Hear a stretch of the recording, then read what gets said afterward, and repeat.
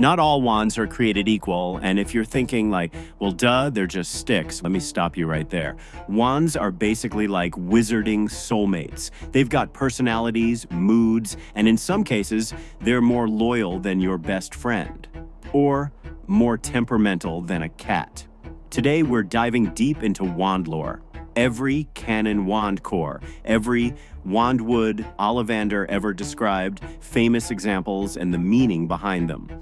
Basically, this is everything you need to know if you've ever wondered why Harry's wand worked so differently from Voldemort's, or why Ron's kept exploding at the worst times. How wands actually work. So here's the deal. A wand is two main parts, the wood on the outside and the magical core on the inside. The wood is like the body, the core is like the heart. Then you've got length and flexibility, which act kind of like personality quirks. Swishy wands, rigid wands, short ones, long ones, all of it matters. But the real magic, pun intended, is that wands are semi-sentient. They're not alive like a puppy, but they're not dead objects either.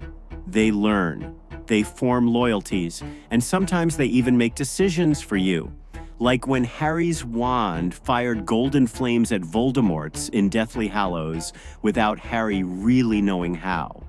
The wand was like, don't worry, bro, I got this. And yes, wands can change allegiance. If you overpower someone, disarm them, or otherwise prove your dominance, their wand might decide you're the better option. That's literally the whole mess with the Elder Wand. And of course, if two wands share twin cores, like Harry and Voldemort's, things get weird. That's why their spells locked in Goblet of Fire, creating that golden web of light. Thanks a lot, Fox. Wand cores, the big three. All right, let's talk cores. Ollivander, the guy who basically runs the wand industry in Britain, only used three main types. First, unicorn hair. This is the reliable, loyal, safe choice. Think of it as the golden retriever of wand cores. Unicorn hair wands are consistent, dependable, and they don't like dark arts. They bond strongly with their first owner, and they don't usually switch allegiance. Downside? They're not the flashiest, and they can die if mistreated. Ron's second wand had unicorn hair, which honestly fits him. Solid, loyal, dependable. Second, dragon heartstring. These are the flashy, dramatic, high-performance wands. They're powerful, they learn quickly, and they can do incredible magic. But they've also got tempers. They're the drama queens of the wand world.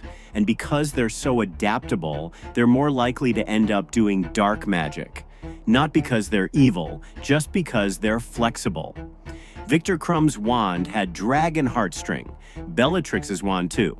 That kind of says it all. And then the rarest, Phoenix feather. Phoenix core wands are independent thinkers. They've got a wide range of magical ability, but they can also be frustratingly picky. They only choose certain owners, and once they do, it's a huge deal. Harry's wand had one. Voldemort's wand had its twin. Both came from Fawkes, Dumbledore's Phoenix, which, by the way, is one of the most poetic little details Rowling ever wrote.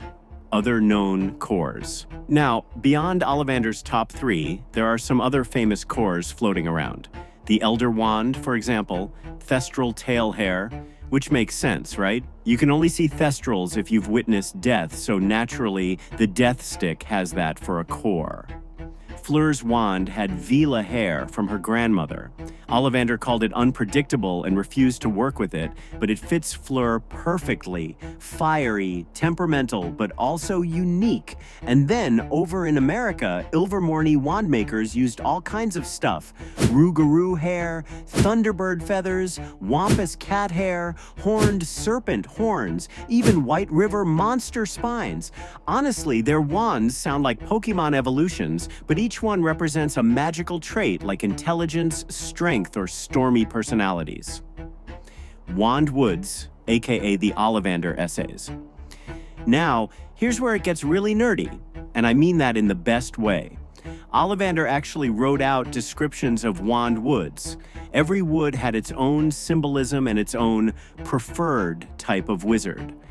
Let me give you a few highlights. Acacia is rare, very picky, and refuses to do casual magic. It's the diva wand wood. Blackthorn thrives with warriors, people who've gone through hardship. Makes sense why snatchers carried them. Cedar is fiercely loyal and perceptive. Ollivander literally said, "You'll never fool the owner of a cedar wand." Cherry is exceptionally powerful, especially in Japan, often deadly in the right hands. Cypress is linked with nobility and self-sacrifice. Remus Lupin's wand was cypress. That hurts, doesn't it? Hawthorn is tricky. It's got a strange dual nature, good for healing, good for curses. Draco Malfoy's wand was hawthorn, kind of poetic. Hazel is sensitive to its owner's moods, so if you're moody, maybe not the best pick. Holly, of course, is famous for being rare and protective. Ollivander even said holly wands often go to those destined for some kind of dangerous spiritual journey. Which, hello, Harry Potter, and you, oh boy. Yew is the wood of life and death. It's feared, it's respected, and it often chooses owners who will make a mark, good or evil. Voldemort's wand was yew, famous canon wands. All right, let's run through the big ones quickly. Harry Potter, holly, phoenix feather, 11 inches, protective and destined. Voldemort, yew, phoenix feather, 13.5 inches, life, death, domination. Hermione, vinewood, dragon heartstring, intelligent, rare, and stubborn. Ron's second wand, willow, unicorn hair, 14 inches, loyal, steady, underestimated. Lucius Malfoy, elm, dragon heartstring, elegant, precise, and just a little snobby. Fleur, rosewood, vela hair, fiery and unpredictable. And of course, the elder wand, elder wood Thestral tail hair, the most powerful wand in existence, but cursed by its bloody history. And because I know someone will ask, no, Ollivander didn't write about every single wood.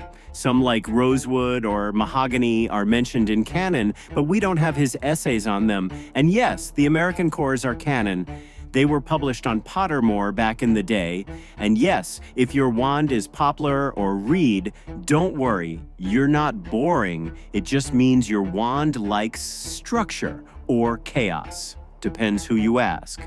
So yeah, next time you think about your wand, remember it's not just a random accessory. It's basically a magical reflection of you. The wood, the core, the length, they all tell a story about your personality, your strengths, your weaknesses, even your destiny. The wand chooses the wizard, but now you know why it chooses. So tell me in the comments, if you could pick any combo, wood and core, what would yours be? And if you're brave, I'll even tell you what Ollivander would have thought about you.